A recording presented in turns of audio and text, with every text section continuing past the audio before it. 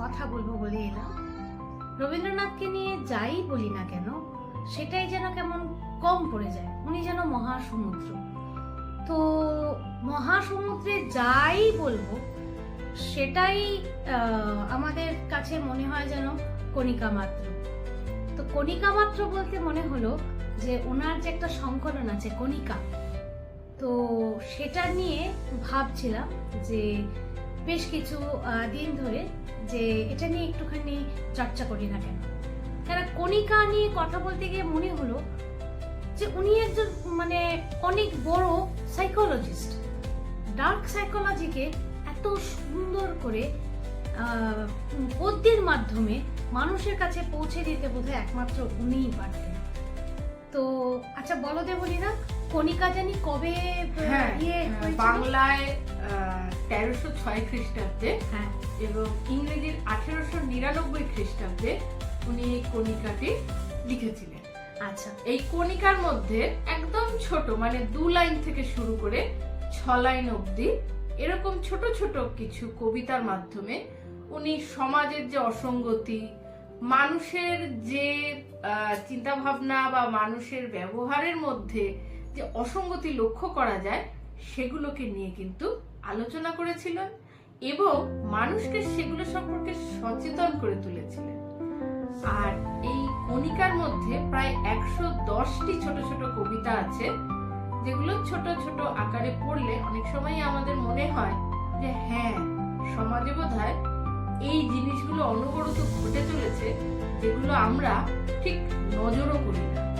কিন্তু উনি কিন্তু কবিতার মাধ্যমে মানুষকে এই ব্যাপারটাকে বোঝানোর একটা সফল চেষ্টা তো অবশ্যই করে গেছিলেন এবং যুগ যুগ ধরে সেটাই আমাদের পথপ্রদর্শক।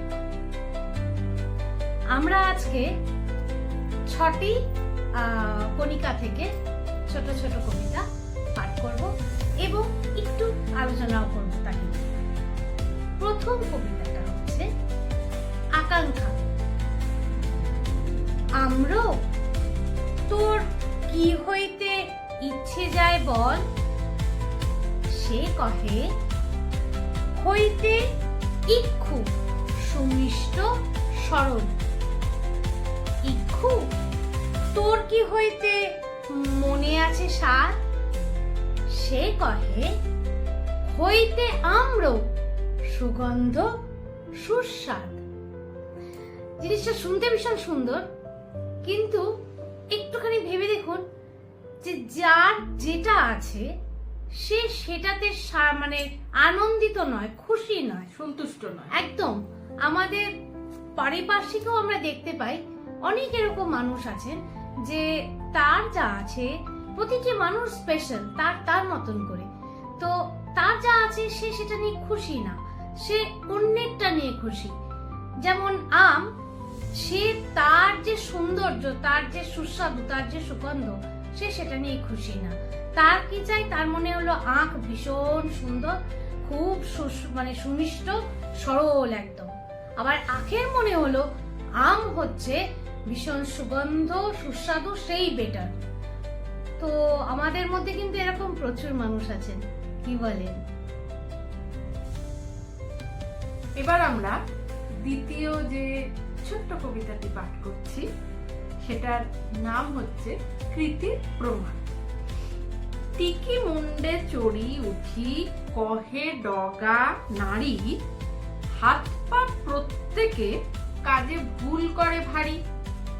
হাত পা কহিল হাসি, হে অভ্রান্ত চুল, কাজ করি আমরা যে তাই করি ভুল। এ কথাটা তো একদমই সত্যি না? আমরা এই কথাটায় বেশি আমল করি না, কিন্তু সত্যি তো যদি কাজই না করি তাহলে ভুলটা করব কি করে? একদম একদম। কাজ করতে হবে, তবেই তো তার ভুল হবে বা ঠিক হবে। কাজ যদি না করলাম, অলস জীবন যদি কাটিয়ে গেলাম, তাহলে সে জীবন কিভাবে আমরা উত্থান করব? কিভাবে আমরা কিছু শিখব? কিভাবেই বা আমরা নিজেদের ভুলের মাধ্যমে নিজেকে শুধরে নেব? আমাদের 3 নম্বর যে কবিতাটা, সেটা হচ্ছে, তার নাম হচ্ছে অসম্ভব ভালো।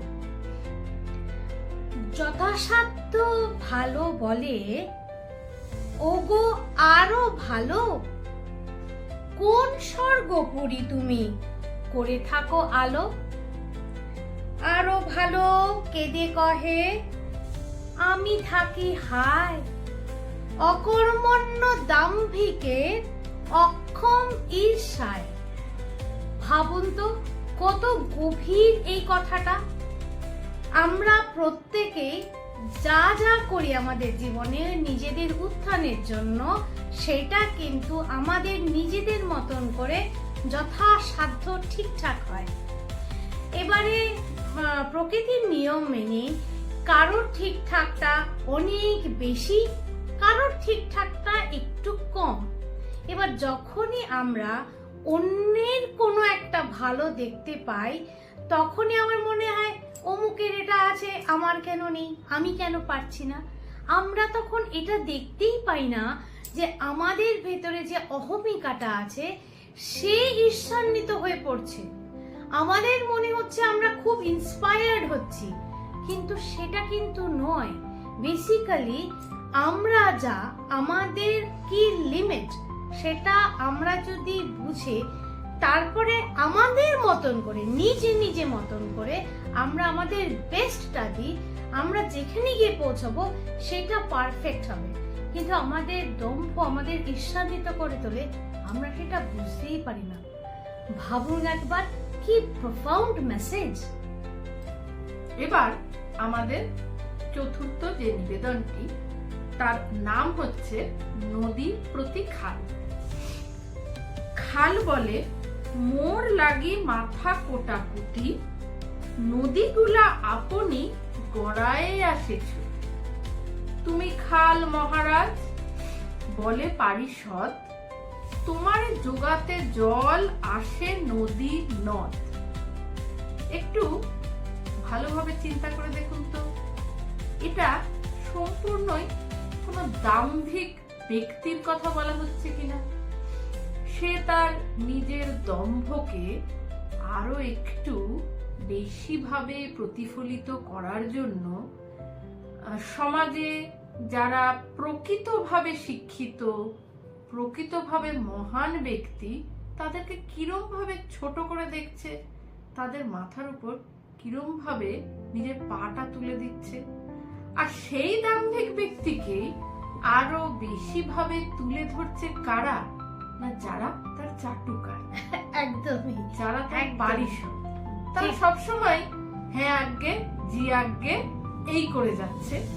কিন্তু মূল যিনি মহান বা মূল যিনি কাজ করে চলেছেন, তিনি কিন্তু একদমই চুপচাপ চুপিসারে নিজের কর্মকে অনবরত সেরে চলেছে। এবার আমাদের পঞ্চম নিবেদন, এর নাম হচ্ছে স্পর্ধা। হাউই কহিল, মোর কি সাহস ভাই, তারকার মুখে আমি দিয়ে আসি ছাই। কবি কহে, তার গায়ে লাগে না গো কিছু, সে ছাই ফিরিয়ে আসে তোরই পিছু পিছু। কি সুন্দর না কথাটা, যে জীবনে ঘষে ঘষে নিজেকে প্রতিষ্ঠা দিয়ে ফেলেছে, সমাজের কাছে তার একটা নিজের জায়গা, পৃথিবীর কাছে তার নিজের কাছে তার একটা জায়গা তৈরি হয়ে গেছে। এবার অন্য লোকে যখন তার সম্পর্কে বদনাম করছে বা তাকে কিছু বাজে কথা বলছে, তাকে ছোট করছে, তাতে কিন্তু তার কিচ্ছুই এসে যাচ্ছে না। কিন্তু যে মুখ দিয়ে সে অন্যের কথাটা বলছে, ছোট করার জন্য বাক্য ব্যবহার করছে, সে তার শিক্ষা সবার সামনে উজাগার করে তুলছে।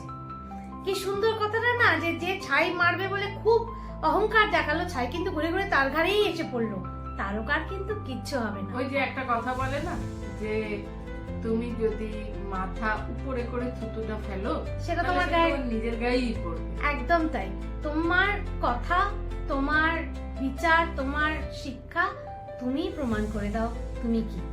ভেবে দেখুন ব্যাপারটা। আজকে আমাদের শেষ নিবেদন, যার নাম হচ্ছে অযজ্ঞের উপহাস। নক্ষত্র খসিল দেখি দ্বীপ মরে হাসি, বলে এত ধুমধাম এই হলো শেষে।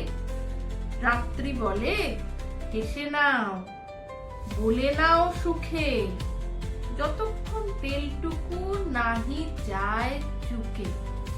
একটু চিন্তা করে দেখুন তো, আমাদের সমাজে এরকম তো অনেক প্রতিভা আছে যারা নক্ষত্রের মতো উজ্জ্বল, কিন্তু আমরা সবসময় তাদের সঠিক মানটা দিই না। তাদেরও তো জীবন কখনো কখনো সমাপ্তির পথে চলে যায়, আর সেই জীবন যখন শেষ মণিকোঠায় গিয়ে দাঁড়ায়, আমরা অনেকেই যারা নিজেদেরকে বেশ গণ্যমান্য বলে মনে করি, কিন্তু আদপে আমরা কিন্তু কুয়োর ব্যাঙ, তারা কিন্তু সে সময় উপহাস করি। কিন্তু আমরা ভুলে যাই যে এই কুয়োর জলটুকু যেই মুহূর্তে শেষ হয়ে যাবে, আমাদের কিন্তু জীবনের আর একটি অংশ বাকি থাকবে না। কি বলুন, এরকম ঘটে নাকি জীবনে?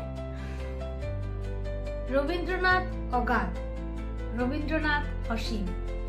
রবীন্দ্রনাথকে নিয়ে যতবার আসবো সে হয়তো অনন্ত হবে, শেষ হবে না। তবে আমরা এইটুকু করলাম, যদি আপনাদের ভালো লাগে তাহলে আমাদেরকে বলবেন, আমরা কণিকা নিয়ে আবার আসার চেষ্টা করব। আজ 22শে শ্রাবণে আমরা আমাদের সাধ্যমতো রবীন্দ্রনাথকে আমাদের শ্রদ্ধা জ্ঞাপন করলাম। আপনারা জানাবেন যে আমাদের এই শ্রদ্ধা জ্ঞাপন আপনাদের কেমন লাগলো।